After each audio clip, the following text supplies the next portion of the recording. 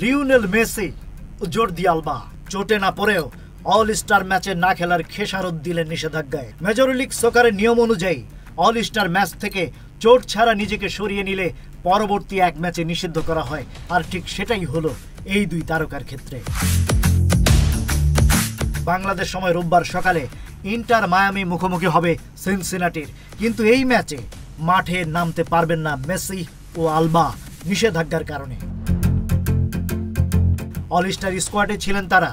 মেক্সিকোর লিগা এমএক্স এর বিপক্ষে ম্যাচেও মায়ামি থেকে একমাত্র প্রতিনিধিত্ব ছিল এই দুইজনের, কিন্তু ম্যাচে ছিলেন না কেউই এবং চোটের কোনো তথ্যও ছিল না।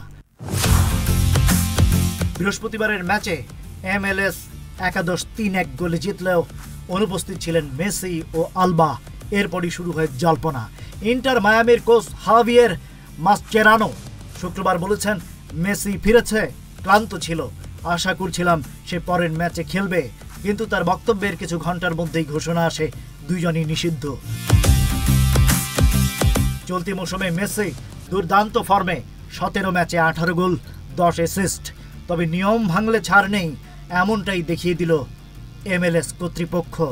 খেলাধুলার নিয়ম যেমন কড়া, ঠিক তেমনই স্পটলাইটে সব বড় তারকারা, আর এই ঘটনাও তার বড় প্রমাণ। Rajib Raihan, news flash 71।